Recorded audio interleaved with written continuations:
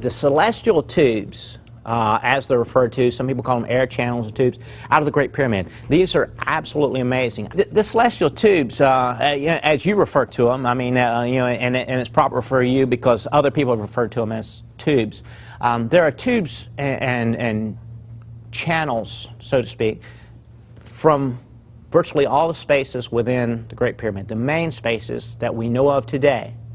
And I say the ones we know of today because my book, I reveal precisely how to find the other chambers that exist. Precisely, I tell you precisely where they are, where they will be found, and how they will be found. But the chambers, like say the Queen's Chamber and the King's Chamber, actually have tunnels that go out of the structure, out of the space, to the external part of the structure. And there's so much illusion, deception, and potentially fraud. We were able to flesh out the concepts that have become universal. Test them. We test accurate theory and say, can this be? Can you use these chambers for celestial observation? And we determine can it or cannot happen, and then we say, we determine the truth and say, okay. And we show you that much of what we need to know was documented 150 years ago, but has failed to be properly presented and shared to mankind.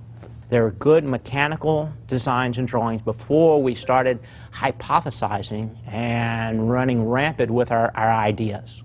The interesting thing about it, as you say, they're referred to by many as celestial chambers.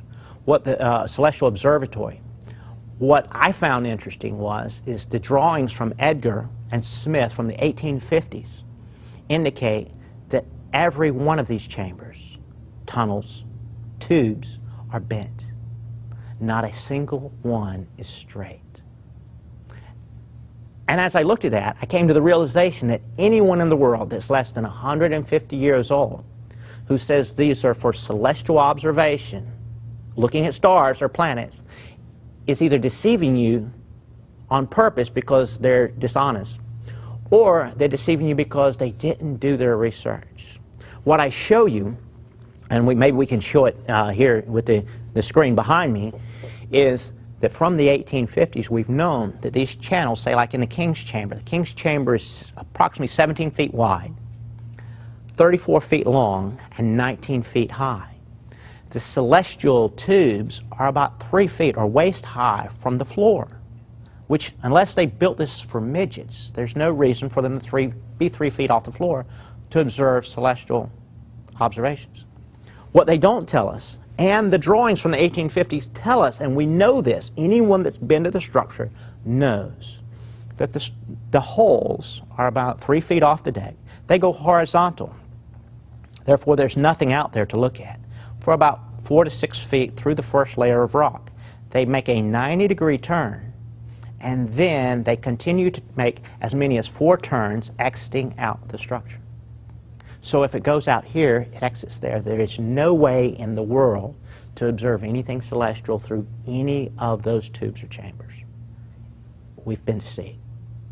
What we had the pleasure to do, I happen to have one of my primary degrees is in marine transportation nautical science. I study celestial navigation.